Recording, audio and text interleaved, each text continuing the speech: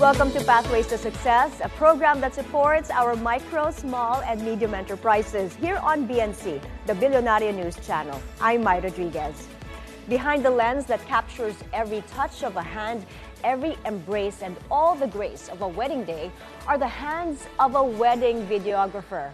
Our guest today was the first to bring same-day edits into possibility.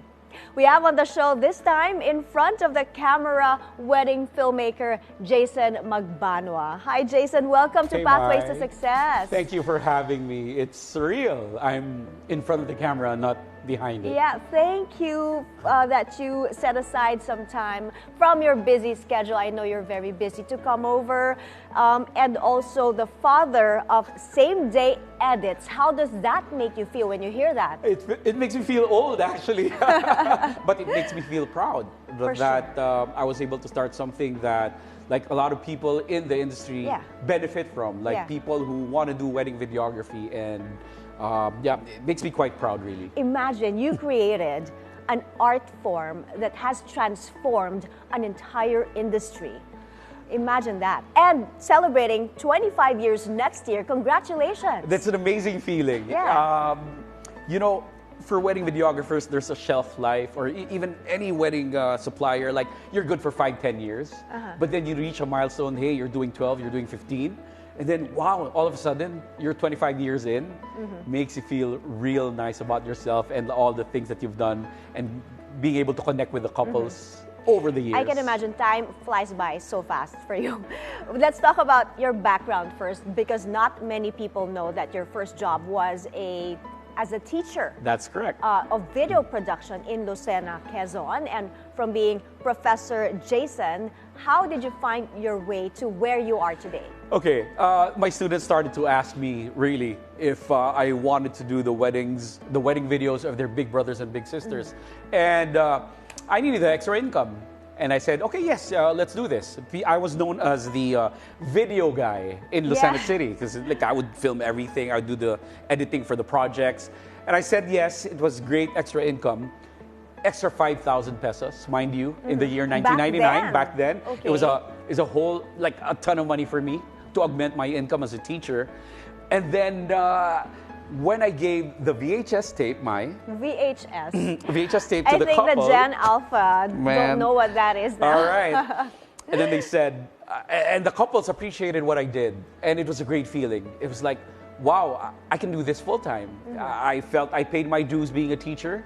5 years in, I said, I'm ready to go back to Manila, where I really grew up in, and said, let me try this industry out, where nothing was set. Everything was like old school.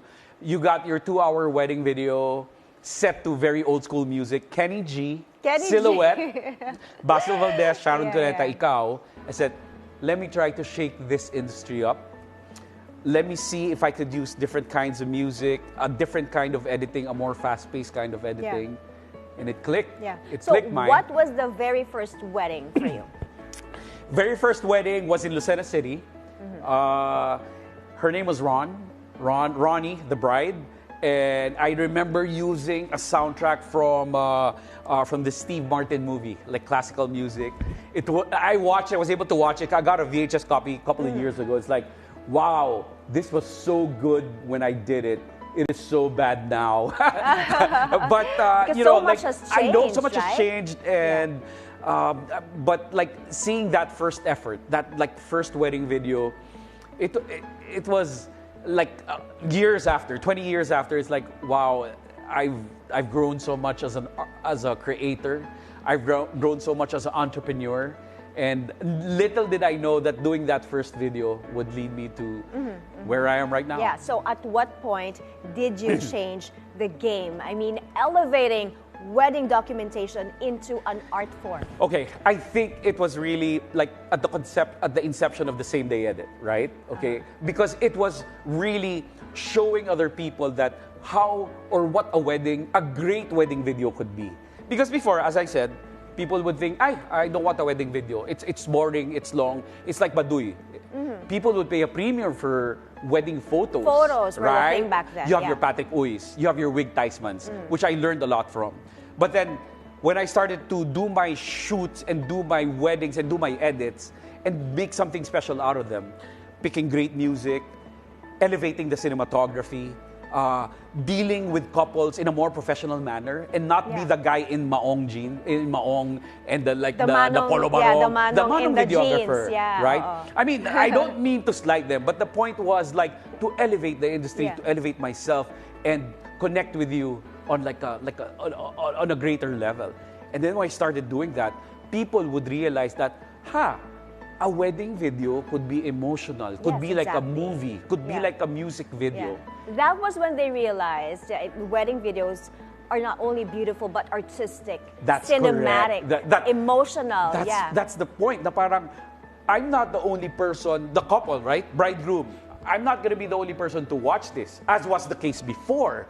Because I would get my VHS or my tape and like my CD. It's like, okay, tayo lang manonood because it wasn't really good. But now you had a beautiful wedding video.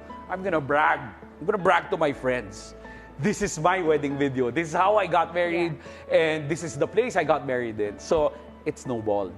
All right. So do you still remember the very first wedding where you introduced the same day edit concept? Clear as day. Clear as day. I always remember. I love telling the story because I know that it was the start. It was the start of something really big. I had a bride. Her name was Michelle Chan, and she told me, "Hey Jason, I want a video to be shown at the reception, right? And I want the what happened during the preparation ceremony to be put together into a video and showed later." And I said, at that time, everybody was editing in desktops. Nobody used laptops before because the laptops before could only do PowerPoint and Word, and that was about it. So I said yes without really fully understanding the gravity of what was being asked of me. Said, okay, let me think this over. But I guess having that entrepreneurial mindset, like saying no to something and then figuring it out, never saying no, right? I took the footage home, and it was on tape, mind you. Took me like hours to ingest the footage because it was not digital, from tape to computer, put everything together. I used a very short song, 2.5 minutes, Nora Jones, Nearness of You, everything slow motion. Went back, took a taxi to Shangri-La Makati, showed it on the big screen, and everybody's jaw just like dropped. Like, what are we? What is this? It was something new. Inflection point talaga. And from then on, I realized that, okay, this is something I needed to be better at every day, every wedding. And because I'm gonna make it big. Something clicked all of a something sudden, clicked, right? Really. So, but what was the wedding gig that turned you into an A-list celebrity wedding videographer? I think in order for a person to be an A-list celebrity wedding videographer was to get an A-list celebrity. And in 2006, nobody was bigger. Nobody was bigger than Claudine Barreto, right? Okay. Sad to say, they move on. Like, life happens apart from each other. But I can still remember it because this was like total pre-internet video. No YouTube yet, no Vimeo yet. So everybody was transfixed onto their television screens, right? Direct Johnny asks at a certain point, was already airing the video that we did, and he was like, "What are we screening? What is this?" Very beautifully produced cinematic wedding video of like a movie. A-list actors and an actress, put together, distilled into 3.5 minutes. And I remember that being aired on ABS back then. It's like I was at the airport watching that. Wow, okay. And that was taking it to the next level, really. I can imagine. So that was one of your trophy weddings. What were the other trophy weddings and the other most memorable for you, and why? Okay, Mari, that's a very tricky question. I have a couple examples in my pocket, right? But those are tricky examples because as a wedding videographer, you always want something new. Like, you're asking me to pick from my children. Who's my favorite? But I'm going to answer regardless. But it's tough. So this is no slight to other couples. But really, among the most memorable ones, really, I had this couple who eventually became my friends. Their names are Mara and Elo. Okay? And then it was... Elo had a condition, dwarfism, okay? And this was showing to the world of how like two people who have like the odds stacked against them, right? And like you hear trash talk like, oh, they're not gonna really last, you know, it's like, you know, this is gonna be temporary. But that was 2014, okay? And it's now 2024, it's like 10 years in, they're celebrating, they have two wonderful kids together. And that was just showing like the power of a wedding video. And this is really one of my first viral videos. It wasn't even on YouTube, it was on Vimeo. It's like people were able to connect. Like, against all odds, we have a story to tell. I have a condition, she's like, she doesn't, but we're gonna make this together. We're gonna make it work. I think it takes a really good story to connect to your audience, right? And indeed, it takes all heart. And for Jason, a 2001 PC, to seize opportunities in this business. Jason, we have to take a very short break. Up next, we'll talk about the marriage of passion and business. Stay tuned. Pathways to Success. We'll be right back.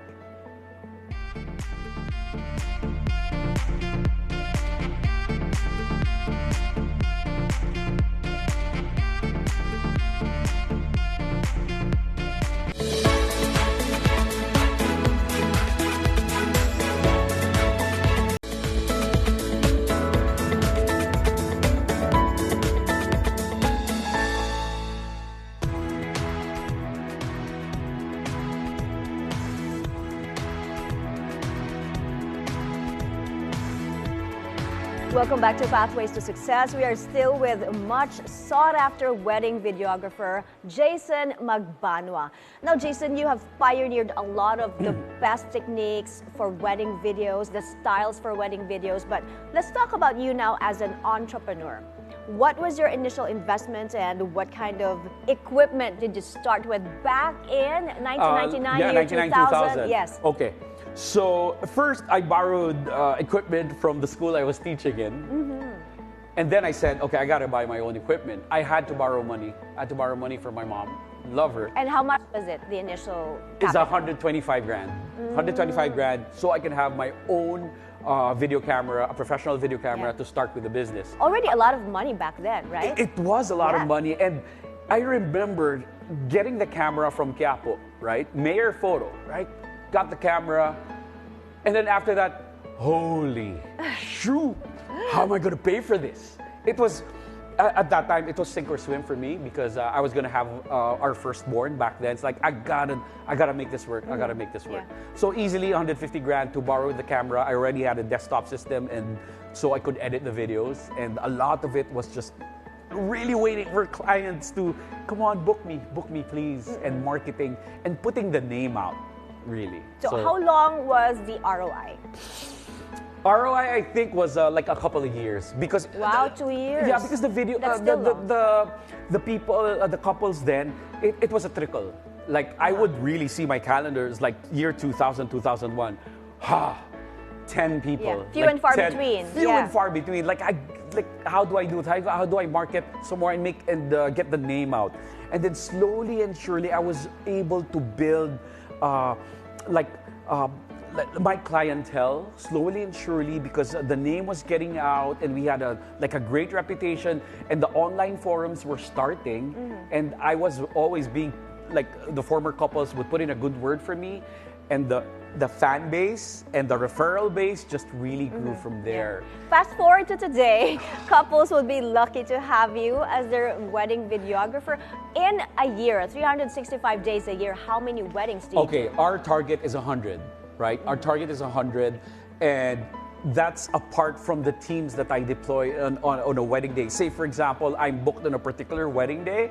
I would say, hey, I'm not available, but my team who is able, willing, and available, you can get them a little bit lower, but they have the pedigree. It's like sending a new you. That's right, that's right. We call it Short Story 2 by Jason Magbanua. But then there's always new technology, Jason. So do you always need to upgrade to stay relevant? Great, okay. So the first thing is that I have to, my point on that is I'm a tech head. So it comes naturally for me. Like, hey, there's a new camera, there's a new lens, I'm on top of that. But I'm always keen to say that I have to as a responsible business person, I have to just really run my equipment down to the ground before I upgrade to new equipment. I have to be able to explore all the capabilities of that equipment. You that maximize camera. what you That's have. right. Yes. That's right. Because it's going to be a waste if I always jump to the next best thing. So I'm very fiscally responsible with that. And I think more than that, like more than equipment, it's really style and the creativity that goes into the shooting and into the edit for me to to grow as an artist. Okay, 24 years in the business, Jason, you are also an educator. So give us some tips, give us some lessons. What kind of discipline, body and mind, and also your strategy, what kind of strategy is needed to succeed in this industry? Okay, number one, we gotta go mental first though, meaning that you have to absorb, read and immerse yourself in different types of media, whether it's music videos, fashion shows, visits to museums, traveling.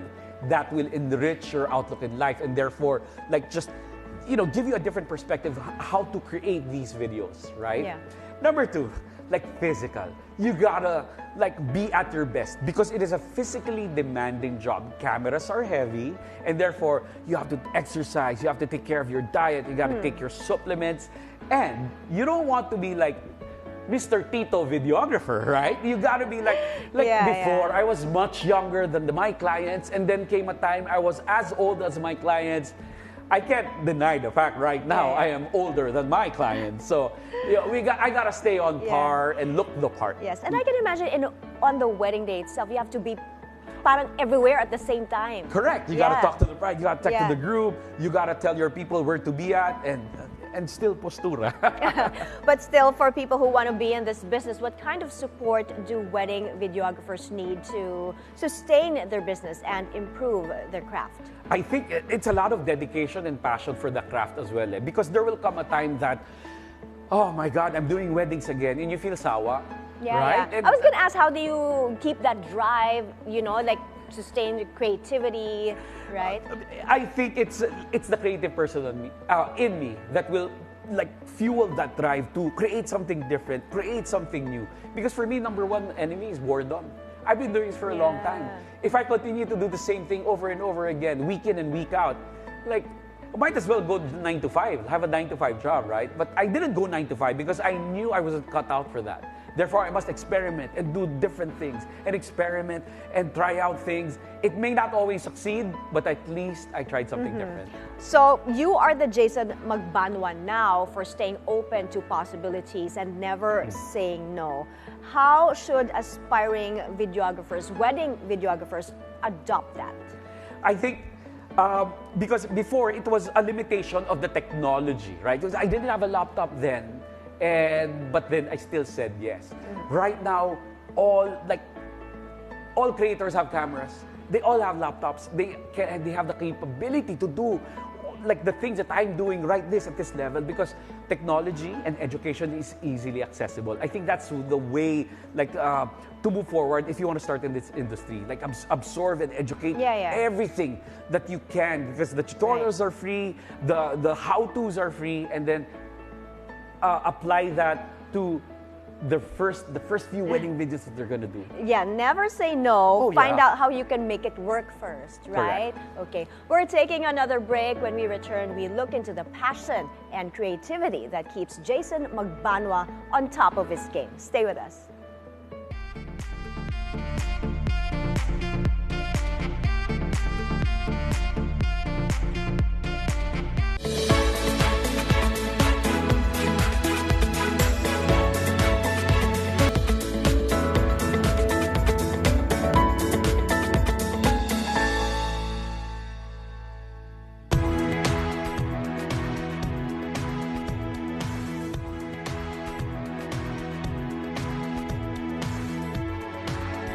Welcome back. We are still with Jason Magbanua, a wedding videographer who has been exemplary in capturing special moments in every Filipino celebration. Now, Jason, you approach your work not with a heavy hand. What does that mean? Explain to our viewers. It means not really imposing my will as a videographer on the wedding day. It means letting things happen organically and let it free flow.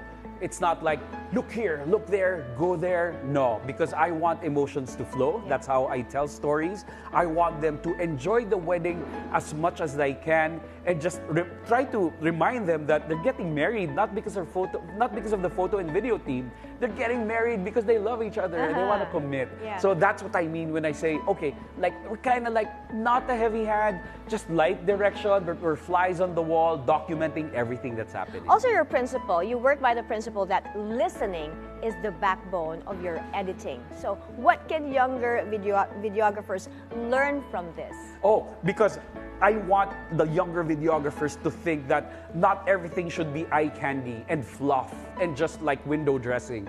I think the younger videographers should be able to listen and cut down the story into what is the most essential, which is the relationship between the bride and the groom and the people around them. And you can only learn that if you're able to listen to what's happening. Yeah. The minister, the priest, what the family is saying, because the audio will always be the backbone of the story. You put a lot of effort into knowing the couple, their personal life, how they got together, because you said you can tell a better story when you know them. Correct. That is correct. Because when I get to meet them, and this is a must for me, getting to meet them before the actual wedding day. Number one, so we're not strangers on the wedding day. I get to say, hi, how are you? Okay? And like everything's gonna be okay today. You look so beautiful. And I need to connect with them because I will make the correct editing decisions because I knew beforehand what do they listen to. How are they? Are they comfortable in front of the camera? How do they get together? Is the person who initially introduced them to one another is there in the wedding party? Can I get footage of that? How close is the bride to the father? Right? Do I get to? So little tiny things like that educate me. Like I learn from that and I tell that, cascade that to the team na, oh, watch out for the dad. He's gonna cry. He's the only daughter. She's the only daughter. And so those things, like connecting with my client beforehand, makes us better videographers on the day off. All right. Thank you so much for joining us today. It's good to finally get to know the man behind the camera. Thank you, Jason. Thank you, Mai, for having me. And that's our episode today. It is always a great idea to bank on your creativity to fuel your success. To our aspiring entrepreneurs, stay open to possibilities. I'm Mai Rodriguez. Keep it here on BNC, the Billionario News Channel. Thanks for watching.